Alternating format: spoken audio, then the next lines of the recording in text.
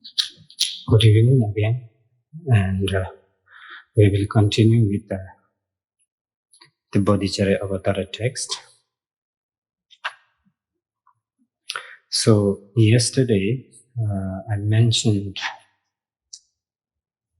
about bodhicitta.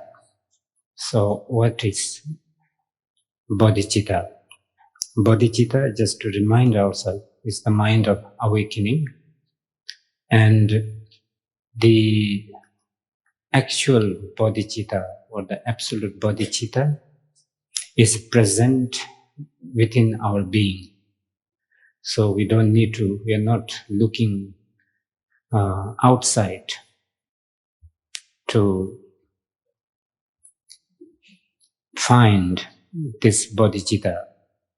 So when Buddha explained this ultimate bodhicitta or the ultimate view, the view of dependent arising, it has so many different names depending on the context.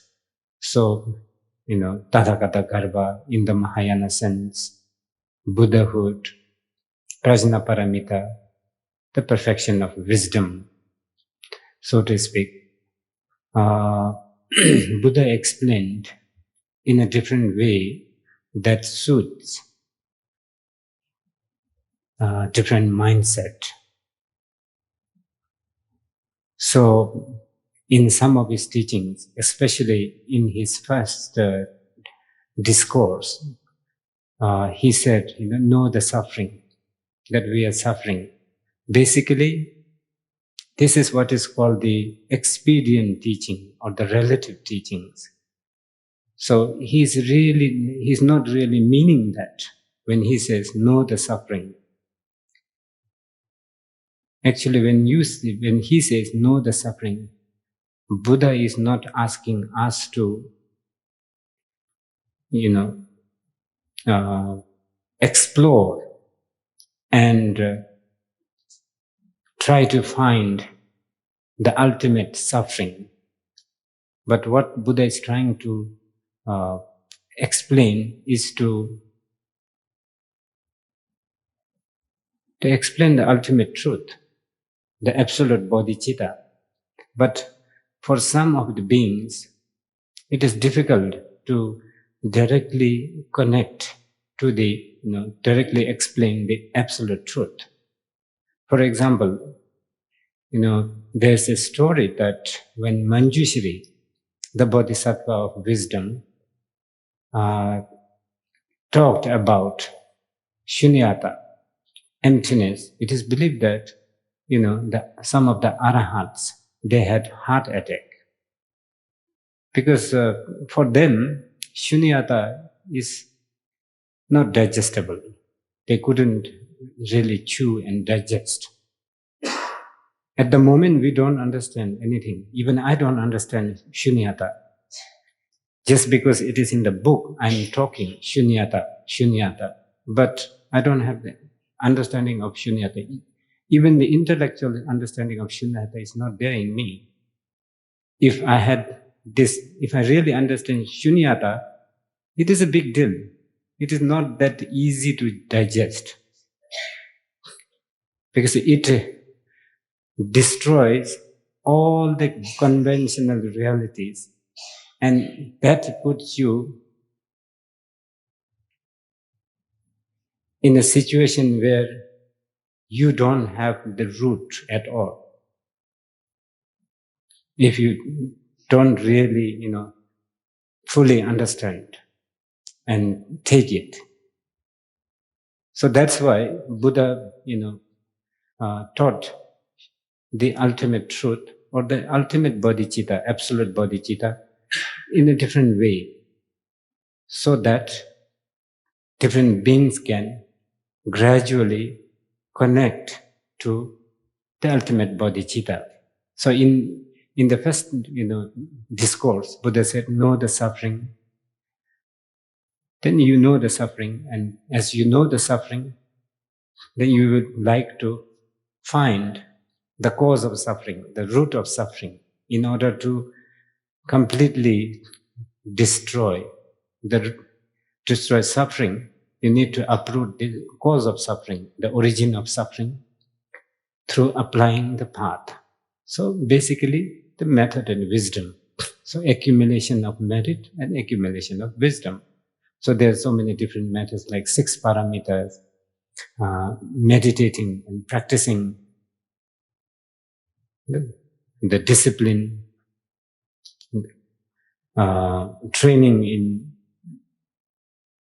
the one-pointed concentration, and so on. So there are different methods designed in connection with the kind of teaching the Buddha gave. So then, ultimately, then through that, one can connect, one can realize and experience the absolute bodhicitta, have a glimpse of the absolute bodhicitta, and through that, then again, the Buddha, has other teachings to go further, go deeper into the view of shunyata, or the absolute bodhicitta. So, for some beings, for those who can, those who have the intellectual ability, the faculty, intellectual faculty to really connect to the absolute truth directly, then Buddha taught shunyata, Buddha nature, and so on, more blatantly, more openly, so to speak. So here, actually, this view, the absolute bodhicitta, is thoroughly explained in the 9th chapter. But since the view, or in order the understanding of the view, or the generation of wisdom does not come easily, then Buddha talks about how to first generate the relative truth, which is doable for us, for the beginners. So first, how to generate the bodhicitta. In the first chapter, Shantideva talks about the benefit, the virtuous qualities of the bodhicitta, the mind of awakening, because in order to generate interest or enthusiasm, then one needs to talk about the virtue or the benefit of bodhicitta. So yesterday I mentioned the support for bodhicitta. So there's the mental support and the physical support. Physical support is the human body endowed with all the freedom and riches. And mental support is the virtuous mind,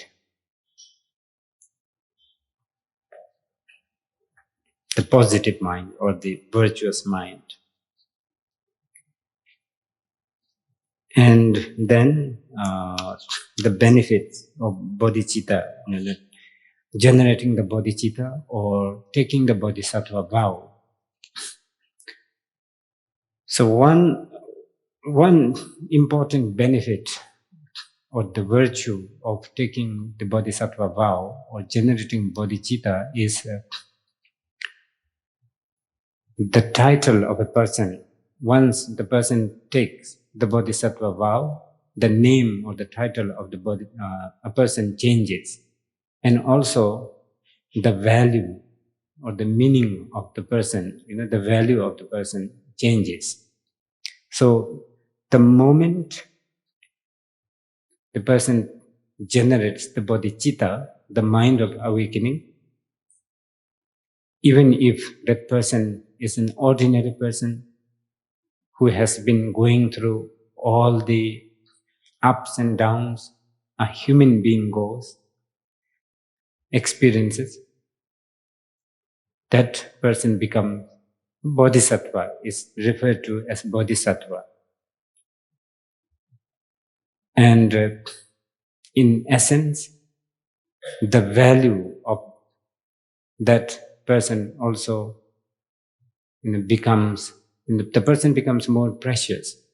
So the person becomes object of reverence of not just the human beings, gods. So that is that benefit. These are the temporary benefit. And as mentioned yesterday, through the generation of bodhicitta, one can transform one's own impure samsaric body into the precious body of a Buddha, like that of a Shakyamuni Buddha, who can benefit infinite other beings. Not just ordinary benefit, but sublime and unsurpassable benefit, the benefit of enlightenment, Buddhahood, nirvana, understanding of the truth.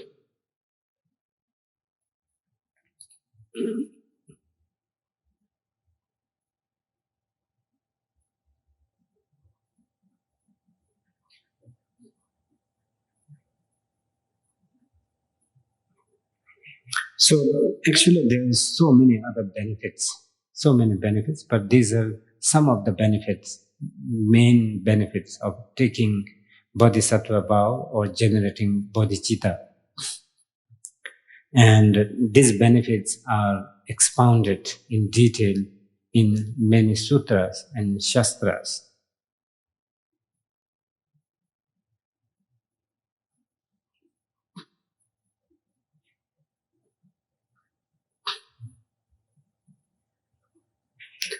Now, what is bodhicitta? Yesterday I mentioned what is bodhicitta and what are the different kinds of bodhicitta one can generate, one can develop. So bodhicitta, actually, by definition, bodhicitta, as Bodhisattva Maitreya said in one of his texts, is the wish or the intention to attain Buddhahood for the sake of enlightening other beings is bodhicitta by definition. So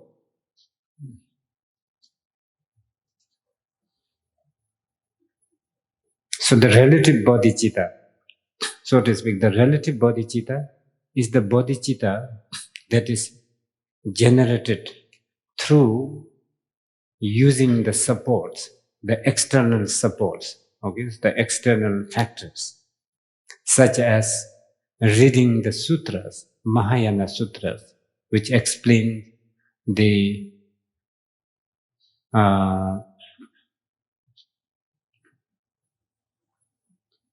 benefits of the bodhicitta. So reading the Mahayana sutras and shastras and understanding them, through that one generates the bodhicitta. This is one factor that makes a person to generate the bodhicitta. And another factor is compassion. So in order to really generate and able to give birth to bodhicitta, one has to have compassion, loving kindness, joy, equanimity. So through these factors, bodhicitta is given birth. So compassion, I think I mentioned in the earlier too.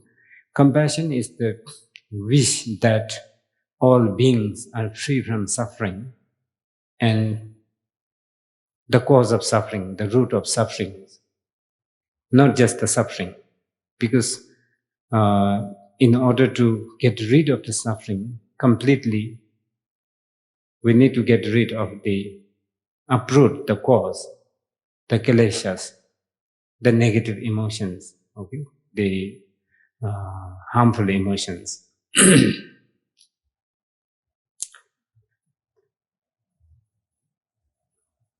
And loving kindness is wishing that all beings have happiness and the cause of happiness forever, all the time.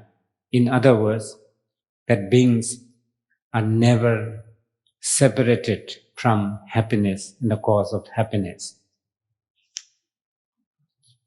And joy is to rejoice, to celebrate, even mentally, mainly mentally, in the happiness and the cause of happiness of other beings. So when we see other beings happy, contented, because there's only suffering. If we really look into, examine this world, it's just suffering. But if you see somebody in the midst of this suffering, if one sees somebody, experiencing happiness, then as a bodhisattva, one should rejoice that. One should be happy about that. Because our habit is that we do the other way around, jealous of that. And equanimity is the most important. First, in order to give birth to other like compassion, loving kindness, and joy, equanimity is important. Without equanimity, without training in equanimity, one's compassion, loving kindness, joy will become one-sided and partial. And the bodhisattva's practice is not to generate partial compassion. These four practices are called immeasurable, boundless, because it's called boundless. If it is partial, then it doesn't become boundless.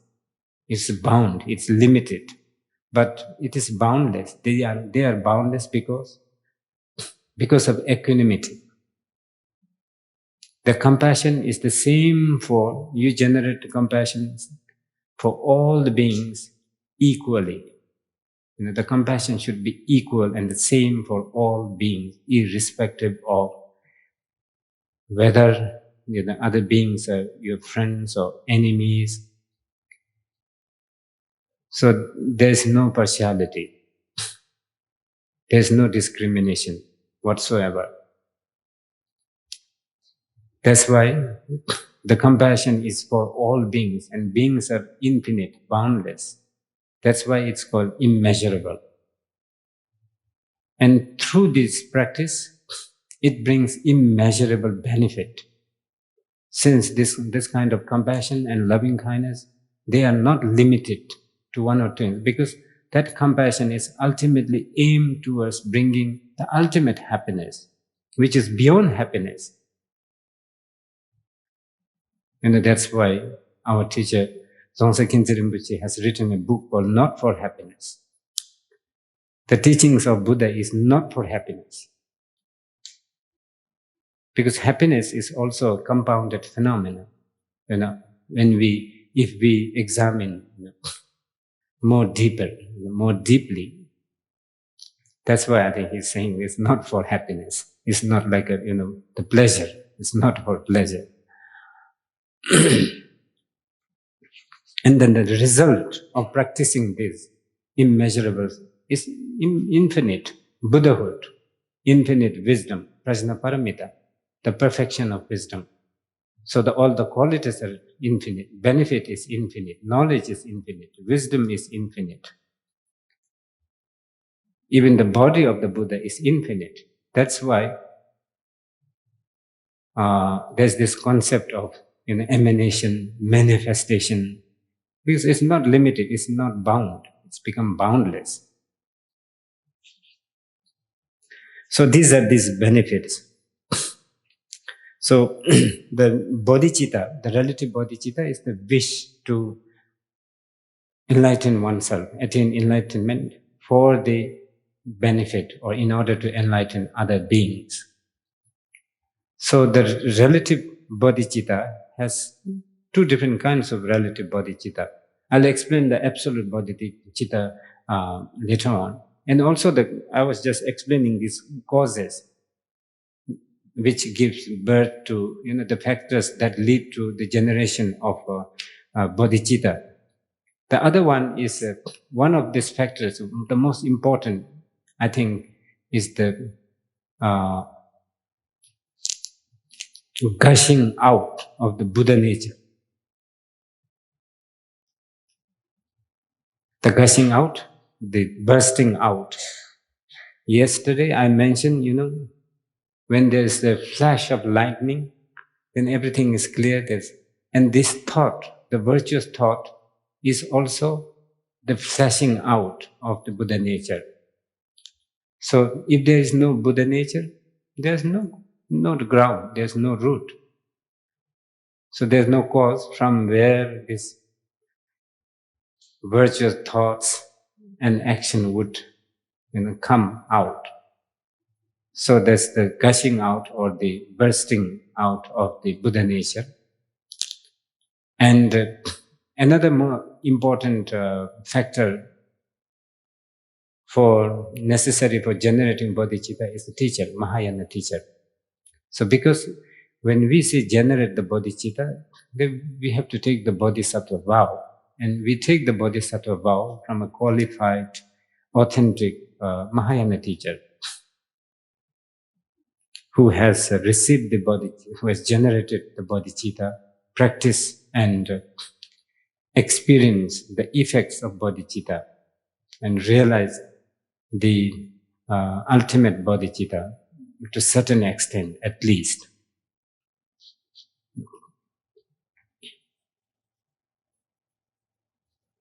And another factor is merit.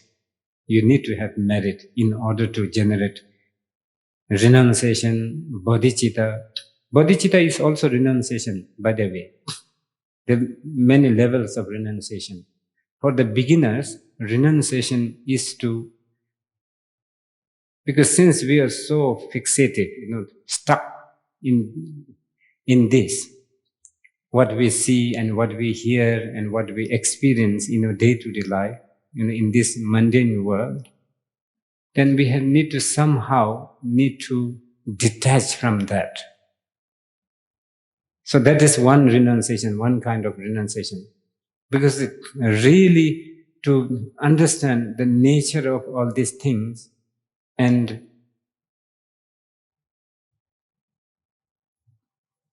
enjoying this without getting fixed or stuck is difficult. So, that is the actual renunciation. But at the moment, we are not able to do that. That's why we try to, the Buddhas and Bodhisattvas, the great masters, have designed this method to detach. It is easier for us to do it. It's doable, it's more doable. Because without understanding view, and if you try to apply that, try to think that we know the nature of things, and then at the same time, you go on enjoying, then you get stuck. It's kind of becomes a self-deception. So there are so many different levels of renunciation. Bodhisattvas, actually the enlightened bodhisattvas, when they take this bodhisattva vow, generate the bodhicitta, they make a commitment not to get enlightened, to remain in samsara until all beings are enlightened. That is the greatest renunciation. Because sacrificing oneself, non-attachment to oneself is renunciation. If you don't have attachment to oneself and other things, that is renunciation. If you have that kind of non-attachment, experience of non-attachment, you can live in a palace and enjoy everything. If you don't have attachment. So for those of us who are really attached to these worldly things, then the first kind of renunciation has been taught, to learn to detach, because it is easier to do. So renunciation is also one of the important factors that give birth to bodhicitta. In order to generate bodhicitta, you need that. So Jangshu Semdi Dorduna. Okay, so the relative bodhicitta. There are two different kinds of relative bodhicitta. First is the aspiring relative bodhicitta. Aspiring is making an aspiration, making a wish to attain Buddhahood in order to help other beings attain Buddhahood, to transcend suffering and confusion. And just making aspiration, you cannot accomplish your job. So you need to do something. So making this commitment to practice the path, such as the 6 parameters, like generosity, discipline, patience, diligence, samadhi, meditation, and wisdom, prajna, and making that commitment and actually doing that is the entering or the application bodhicitta, the action bodhicitta.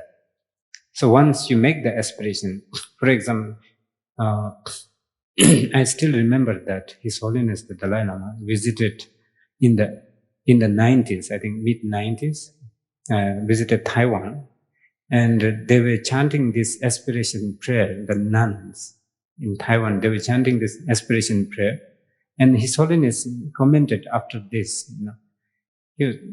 The first line of the prayer says, "Marik Minpa Sevar Sho" in Tibetan. May the darkness of ignorance be dispelled. And His Holiness said, it is a very good prayer, excellent prayer, saying that may the darkness of ignorance be pacified or dispelled. But His Holiness said, the darkness of ignorance will never disappear just by making aspiration, just by chanting this prayer and making an aspiration. So aspiration is something that lays the foundation to do something, to apply the method, to completely dispel the darkness. So in this text, for example, in the Bodhisattva, when you generate the bodhicitta, then you generate the bodhicitta to become enlightened Buddha, and also to enlighten other beings. But enlightenment does not come just by making aspiration. So you have to do something. So you make a commitment to practice that. In order to do that, then you take the precepts. You have to maintain the precept. So making this commitment to nurture, uphold, and perfect these precepts, the practice of this precept is the entering bodhicitta. So there are three different ways. After taking the bodhisattva vow or generating the bodhicitta, there are three different kinds of precepts one needs to observe.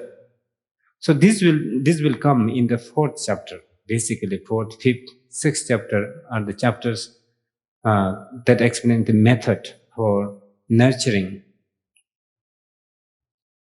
the bodhicitta. So without letting the bodhicitta diminish.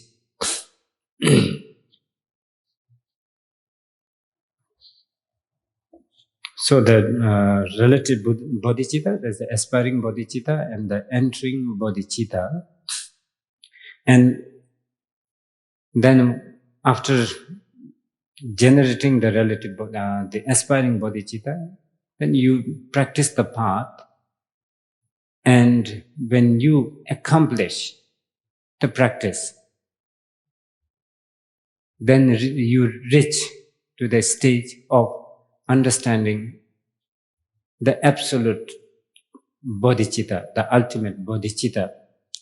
And that is the ultimate bodhicitta. When you attain, when you directly experience the non-dual wisdom, when you are really able to generate non-dual wisdom, non-dual mind, then that is the attainment. That is the first glimpse of the ultimate bodhicitta. So that is the first, how to say, you are making connection directly and experientially making connection with the ultimate Buddha, bodhicitta for the first time. So, in the text it says that you receive the teachings from the teacher, the Buddha. Bodhisattva is actually the actual teacher of the Bodhisattva is the Buddha. So, receive the teachings from the Buddha and please the Buddha with the practice and keeping the discipline and so on, and accumulate the merit for one countless eon.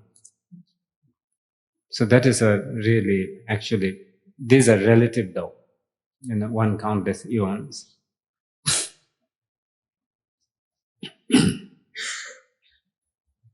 Actually, an eon is like,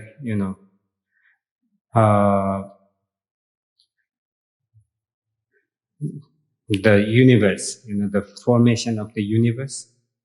So there's the formation of the universe, then the existence of the universe, then the destruction of the universe, and then there is this empty space, according to Abhidharma. So there are four, stages. So this actually,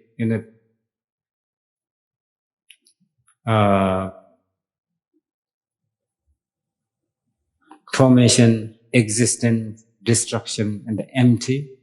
So the duration that is taken for the formation of the world systems in the universe, the existence, exists for a certain length of time, and this is called the eon actually. So 80 of that eon makes the intermediate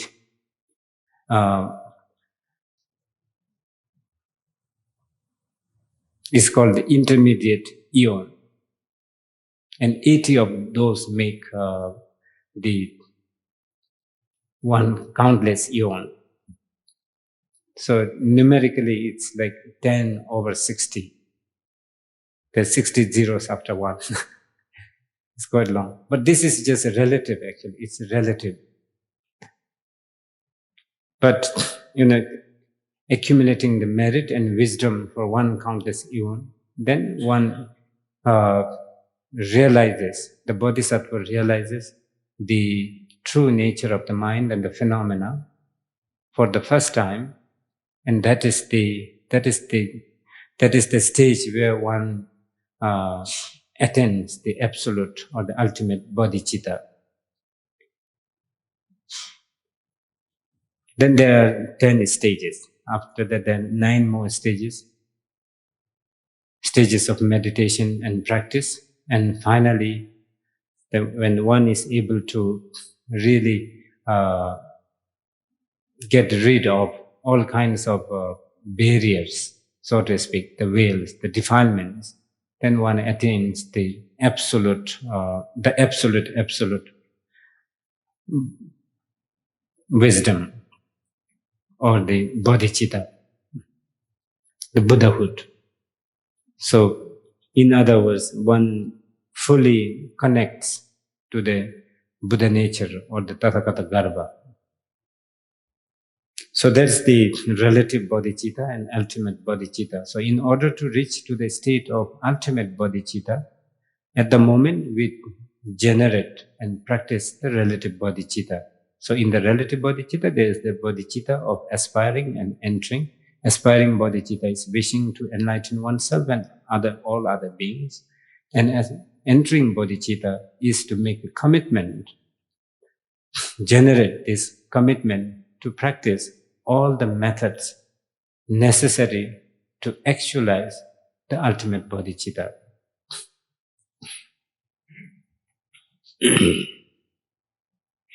And then the benefit of these two, the aspiring bodhicitta and entering bodhicitta.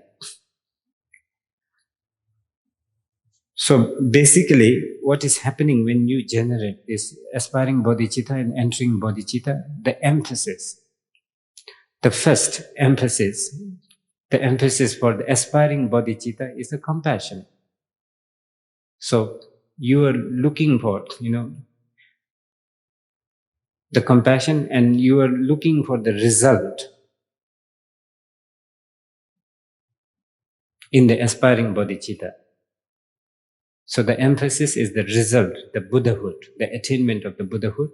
And in the entering bodhicitta or the application bodhicitta, the emphasis is the path. So the path, like 6 paramitas, 6 perfections. So there's this difference.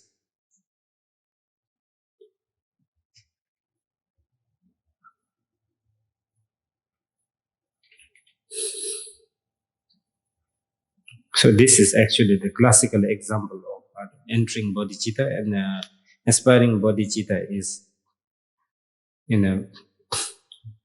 intending to go to another place.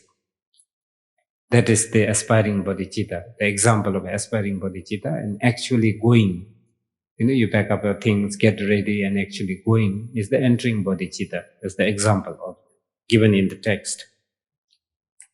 So the benefit, the difference in the benefit of aspiring bodhicitta and entering bodhicitta. Aspiring bodhicitta, you just generate. There's a good intention, good thought. So it brings the positivities or the virtues in when one is wandering in this existence, like samsara, the cyclic existence, the confused existence, like taking higher rebirth, such as in the animal realm, being reborn as a king and merchants, also in the God realms, Devaloka, and being free from sickness, prosperous, and so on, this kind of benefits. But just making the aspiring bodhicitta, that will not guarantee enlightenment, an inexhaustible benefit, inexhaustible virtue. It doesn't guarantee that. So only the entering bodhicitta can bring inexhaustible benefit. So here there is this question of taking the vow. So there's the difference between, difference between the person who has taken the vow and who has not taken the vow. So once you take the vow, aspiring bodhicitta is, you don't necessarily take the vow. But entering bodhicitta, when you generate entering bodhicitta, you take the vow. So you take the precept. So once you take the precept, you have to keep the precept. You have to maintain the precept. You have to nurture the bodhicitta vow. So in order to do that, then you have to practice the path, the methods, what to be adopted, what is to be abandoned, one has to keep away from. So through that kind of practice, then once one has taken the vow, then because of practicing the virtue, engaging in the virtuous thoughts and activities, then the accumulation of merit is continuous. There's this continuity of accumulation of merit. That's why, so the entering bodhicitta brings the continuous stream of merit, the never-ending stream of merit that leads the person to the attainment of a higher bhumi, higher bodhisattva stages, and ultimately Buddhahood. So in the text, in the commentary, it says that it's not that just by making a commitment to practice the path that you earn continuous kind of, never-ending merit. It's not like that. One has to keep the vow. One has to observe the precepts. If one fails to observe the precepts, then the accumulation will be the other way around, negative merit. So if once taking the vow and making the commitment, once you make the commitment and take the vow and make the commitment, if you don't keep the commitment, then the accumulation is negative. So one accumulates negative merit. So we have to keep this in mind. So if you take the bodhisattva vow, so what else to be done? So what are the precepts you need to keep? These are all explained in the fourth chapter. Okay.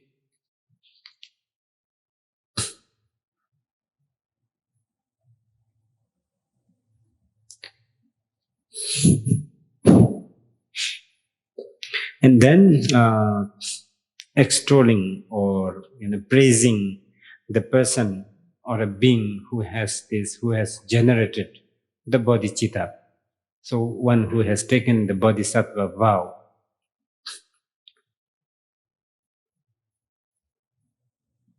So once the person takes the bodhisattva vow and generates the bodhicitta, the person becomes the inexhaustible source of benefit for oneself and others, everybody. And here it says that even the gods, such as, the worldly gods, they don't have that kind of intention or the motivation to bring inexhaustible happiness, the happiness of Buddhahood, enlightenment, nirvana to other beings, let alone having that kind of intention to benefit others. Even in their dreams, these beings have not even generated that kind of motivation for themselves. So it is also said in here that even our parents love their children so much, but they don't have this wish that their children become enlightened. Because for them, in order to have that kind of, they should know what is enlightenment, what is Buddhahood, what is nirvana.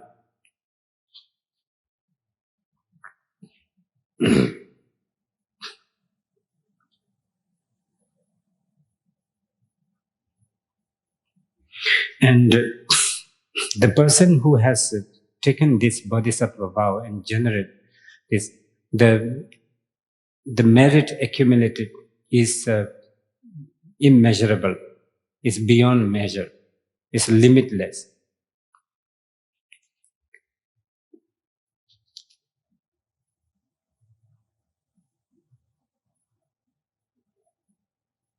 And giving a reason why taking a bodhisattva vow is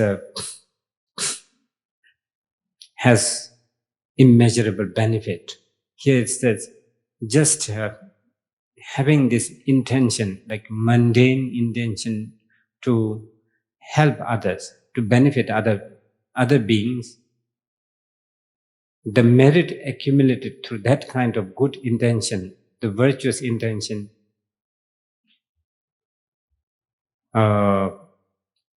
surpasses making the merit accumulate through making offerings to many Buddhas, countless Buddhas. If that is so, then what need is there to speak about making this intention, generating this intention, motivation to help countless beings without expecting anything in return? That is the most important thing in bodhicitta. Okay, in the bodhicitta, you make the wish, you generate this intention to benefit other beings, give enlightenment. But you don't expect anything in return because there's nothing to be expected. There's nothing to be expected because the ground, the basic fundamental view of Bodhisattva is emptiness, shunyata. So in shunyata, there's no attainment, there's nothing to be expected. So here actually, it's talking about, there are three different kinds of bodhisattva though. Okay, here it's talking about mainly the enlightened bodhisattva, okay, the realized bodhisattva. The bodhisattva who has realized the emptiness, the nature of the mind. So everything is like a dream. Nothing is truly existing. There's no independently existing. Even the enlightenment is not truly existing. So there's nothing to wish for, anything in return. That's why bodhisattvas, they don't, the genuine bodhisattvas, they don't expect anything in return for whatever they do. Another thing is they don't even expect that what they do works. Whatever work they do, whatever effort they make to help other beings, they don't even expect that it works. Their intention is to help others, to do for others, whether it works or not. Whether the other beings benefit or not will depend on the amount of merit other beings have. It is believed that the Buddhas, we are blessed by Buddha all the time. But how much blessing do we get? We don't even believe that there is such a blessing, in the first place. So the bodhisattvas, they do things without expectation. So once you take the bodhisattva vow, then we have to do without expectation, without expecting anything in return.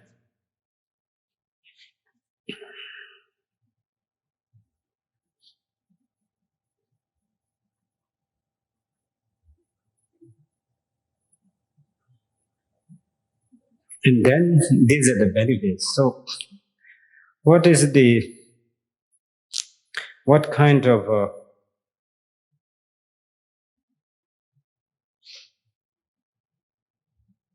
negative effects, what kind of negative effect there is if one develops ill feeling, the feeling of, how the negative feeling towards the bodhisattva. So if one generates like anger or jealousy or have ill feeling towards the bodhisattva, it is this unimaginable kind of you actually basically burn all your merits. So then the consequences will be unimaginable. But that is from the point of view of the non-deceiving nature of cause and effect. But from the bodhisattvas, from the bodhisattva's side, the bodhisattva always, irrespective of whether other beings are good to the bodhisattva or not, the bodhisattva always makes this generates this motivation to help others, to bring to dispel the sufferings and the cause of suffering of other beings, and make effort to that. So because of that aspiration, they always make that aspiration. But even actually with that kind of if you make a negative connection, so to speak, bad connection, then you connect yourself to the ultimate bodhicitta. That kind of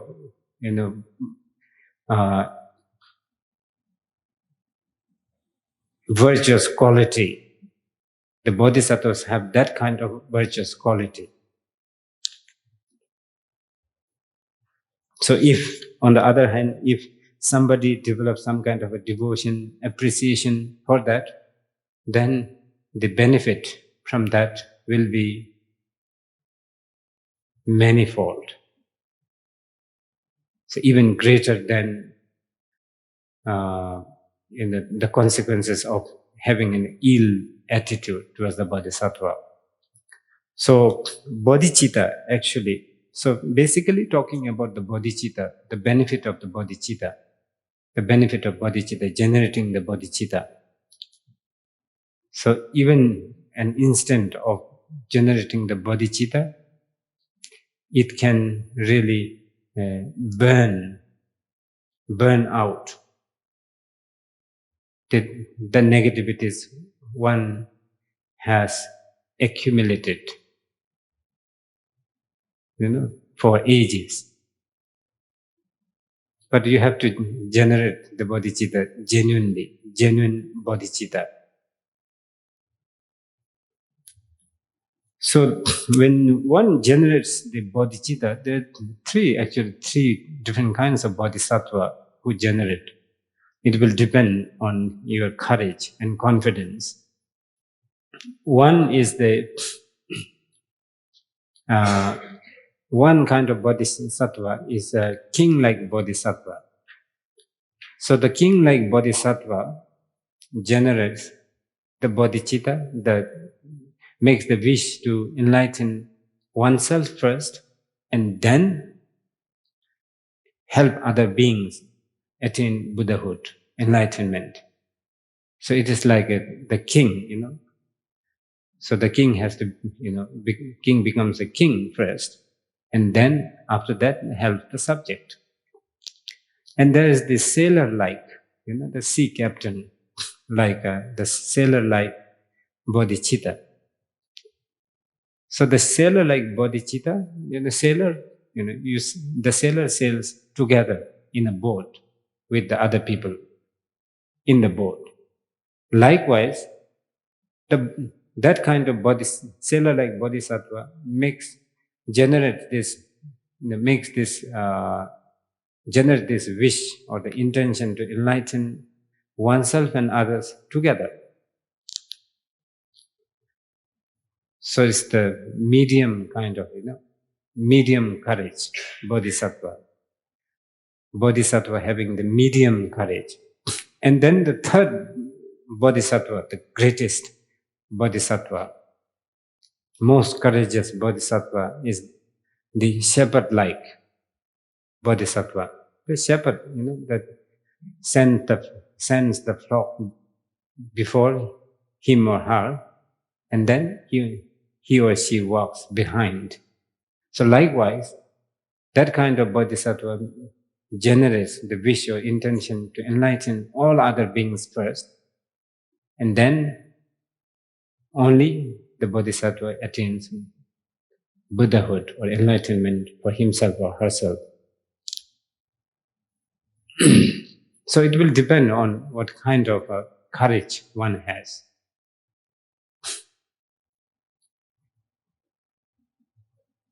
Personally, if I were to generate bodhicitta, I'll go for the first one.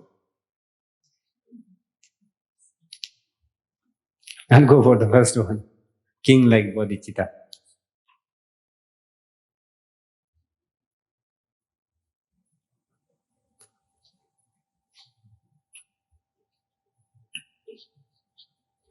So actually, chapter-wise, we have finished the first chapter. So the first chapter, the title of the chapter is The Excellent Qualities, explaining the excellent qualities of the bodhicitta, So benefit of bodhicitta, basically, in order to arouse interest, enthusiasm. So it's a kind of, the inspiring factor.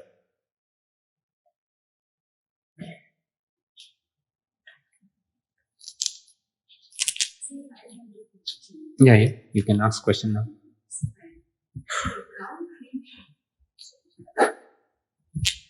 I couldn't understand how, without being enlightened oneself, how can you enlighten others? I mean, if you look at Buddha himself, he got enlightened first and then he shared it with the rest of the world. So, can you explain that?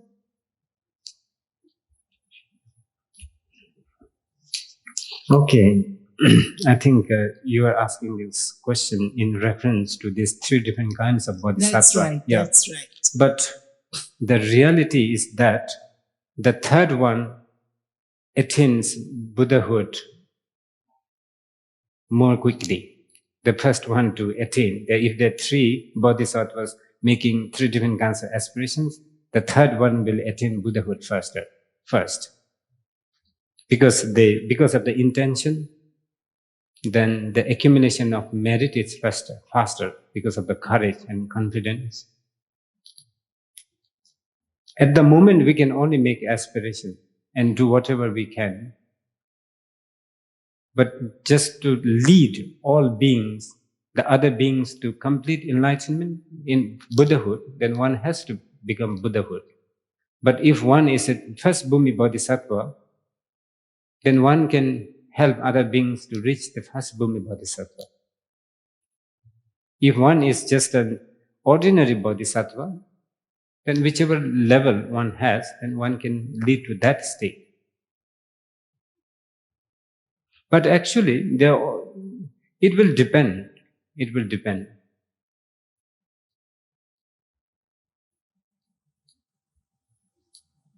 For instance, there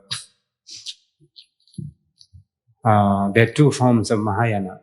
In the Vajrayana, there have been, in the history, there have been teachers, the teacher who were not enlightened, ordinary, but learned and really, genuine practitioner. And then the students attaining the sublime stage before, There are stories that even in India, actually, even the arahats, like Ananda, after Buddha passed away,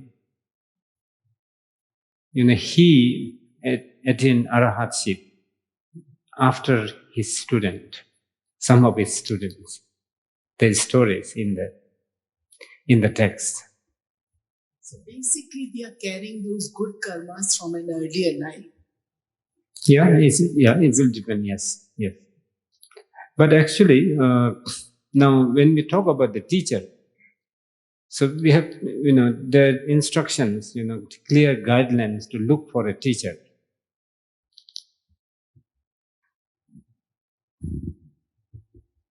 If you could find an enlightened teacher, that is the best. But it's very difficult to find an enlightened teacher because you need an enlightened mind to see the enlightened qualities of a teacher.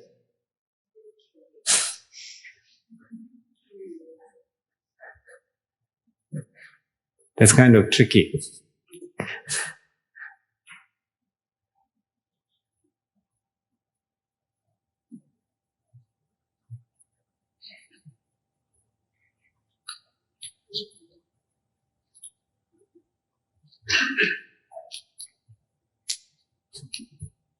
I was wondering if non-duality and oneness are considered the same, or what the difference might be.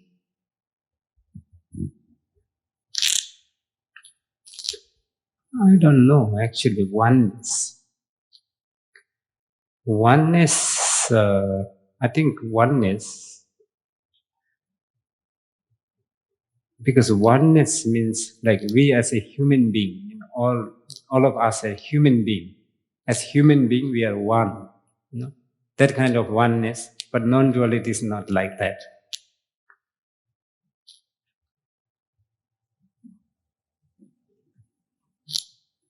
What should be the good? What should be a good example of non-duality? It's a bit difficult to get this.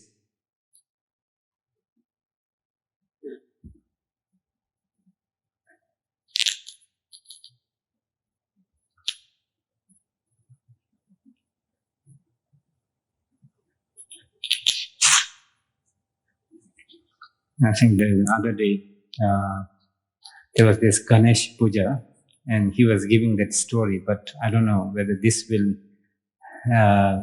answer your question or not. You know, in the certain form of our Buddhist practice, there's this Ganesh. In Buddhism, Ganesh is believed to be sitting on a mouse, riding a mouse. So Ganesh is elephant, is the big elephant, enormous elephant, riding a mouse, small mouse. But the mouse is not squished, it's not trampled. So that is kind of an expression of non-duality. Non-duality is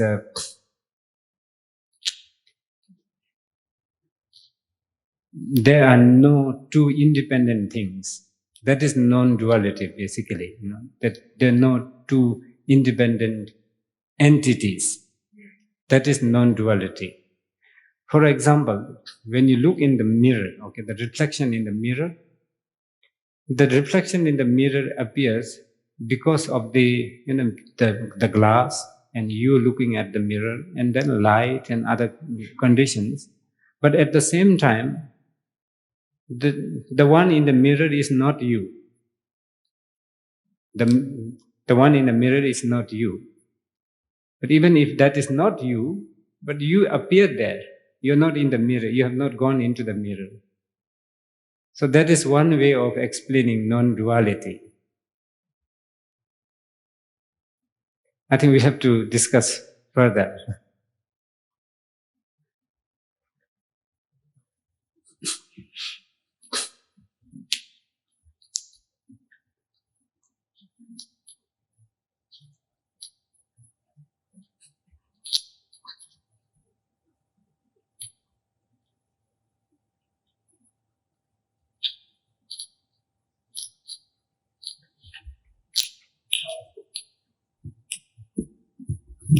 If we don't have compassion, can we force it? In the beginning, you have to, because we have you don't have compassion now because of other causes and conditions, because one our usual habit. So you need to work with your habit. So since the compassion is already inside, your habit is not it's not your original nature, but compassion is your original nature. At the moment, you have lost connection with that because of your habit. So you have to force in order to break through that habit to get to the compassion. One more related question. So if you have a lot of anger in you, that is destructive. Yes. The anger in you is very destructive. Yeah. So how do you get rid of anger?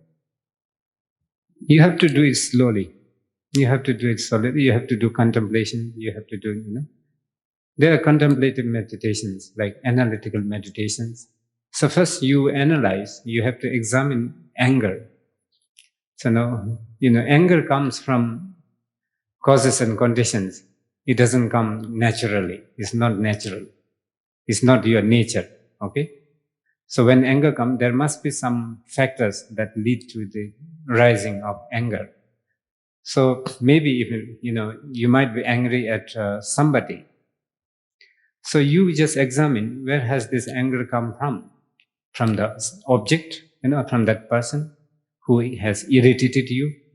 And if it is from there, where? It is from his mind or it's the body? But you won't find that. But if you could do that, first, we don't remember to do, we are not informed, to do that. So if you're informed and try to do that, even before you finish trying to find where anger is, that anger would have been long gone.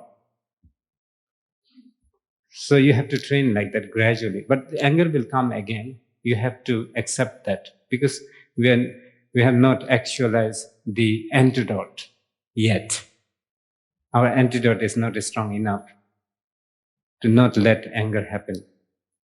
When this antidote comes, even if the anger comes, it's useless. It's called, is it called important? Yeah, important, I think. No, cannot function, functionless.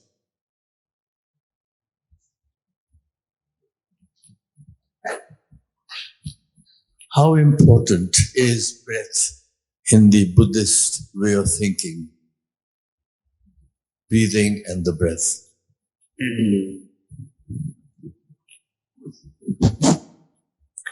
I think, okay.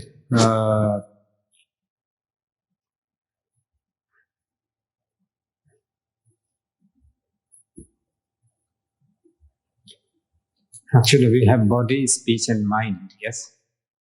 So there's the body. So body supports the breath. And it is believed that, that your mind works according to the energies. So breath is also the energy. The subtle form of breath is called the energy. So when these energies are disturbed, then your mind does not function well, in a positive way, properly. So there are certain techniques. Actually, meditation is one technique to purify that energies. So the grossest form of which is breath. So we also have this, yoga practices. It's very important. It's very important. If you can have control over breath, then you can definitely, certainly have control over your mind. That's why this, sitting posture and all this discipline, that's important. Because if your body is not, the posture is not right, you cannot work with your breath. They are interrelated, they're dependent on each other.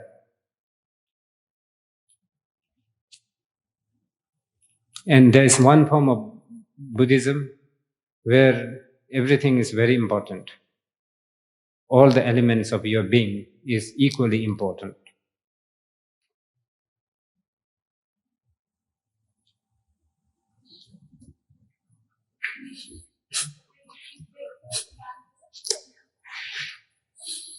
Okay.